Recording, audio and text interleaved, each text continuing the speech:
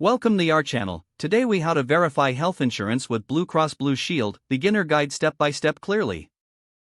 Begin by gathering your health insurance card and any relevant personal information. Locate the customer service number for Blue Cross Blue Shield, which can usually be found on your insurance card. Have a pen and paper ready to take notes during your call. Dial the customer service number and listen carefully to the automated prompts. Select the option that relates to verifying insurance benefits or eligibility.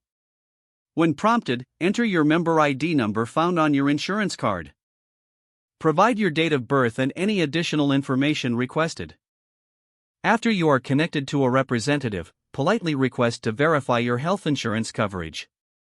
Ask specific questions about covered services, copays, and deductibles.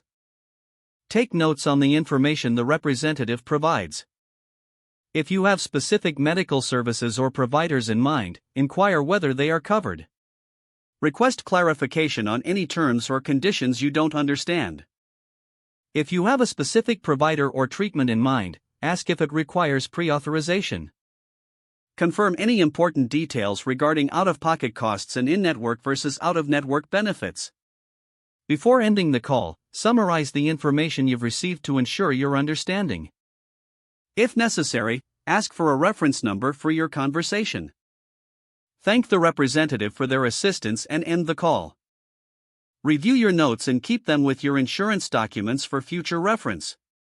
If you prefer an online method, visit the Blue Cross Blue Shield website. Log into your member account using your credentials. Navigate to the section for benefits or coverage details. Select the option to verify eligibility and follow the prompts. Input the necessary information as required on the online. Review the coverage information presented on the screen. If you encounter any issues, consider utilizing the live chat feature for additional support. Ensure you understand your policy and any limitations before scheduling any medical services. If the page does not load, refresh the browser or try again in a private or incognito window.